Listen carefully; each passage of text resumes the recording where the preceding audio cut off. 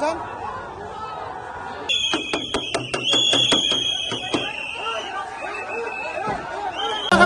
আমাদেরকে মানে আমরা এখানে কি গ্যাদারিং করতেছি, আপনারা তো কথা বলতে দিবেন ভাই।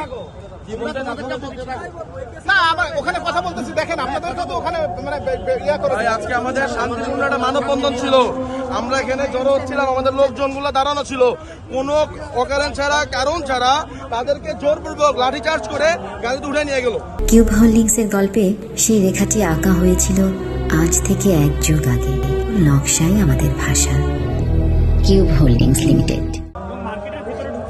এবং আমাদের মার্কেটের ভিতরে, মার্কেট সরকারি প্রপার্টি না, তারা কিভাবে মার্কেটের ভিতরে ঢুকে?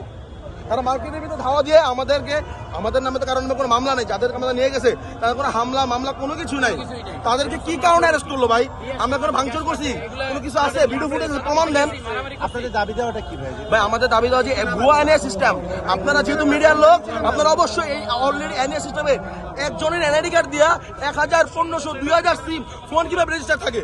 মানে কি জানেন যে আমি 1 বছরে, 2 বছর, 5 বছরে যখন এনআইডি কার্ড হয়েছে আমি 3000, 2000 ফোন আমি ইউজ করছি।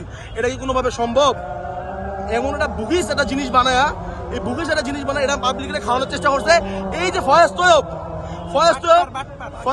বাটপার, সে আমাদের সাথে কমিটমেন্ট করছে আমরা মার্চের 16 তারিখে আগে এনএসএম চালু করবো না, আপনাদের গ্রেস পিরিয়ড টাইম দিলাম। সে হঠাৎ করে যখন আপনার হাদি ভাই মারা গেল, তাকে গুলি করা হলো, মানা না, তাকে যখন গুলি করা হলো তার কিছুদিন পরের থেকে তোড়জোড় করে এটা চালানো শুরু করছে, এটা কাজ শুরু করছে এবং তারপরে বিজ্ঞপ্তি দিয়ে দিল দেশটা অস্থিতিশীল হয়। আমরা সবাই এটা দিকে ফোকাস করছি, তার বিচারটা ভুলে যাই। এটা হচ্ছে আমাদেরকে এই যে হাদি ভাইয়ের বিচার এবং আমাদের ব্যবসায়ী সবগুলো অ্যাটাচ করে ফেলছে সরকার। ভাই আমাদের কিছু হবে না, আপনাদের ধর আজকে যখন চাকরি চলে গেলে যা হবে আমাদের সেটাই, আমরা না খেয়ে রয়েছি ভাই।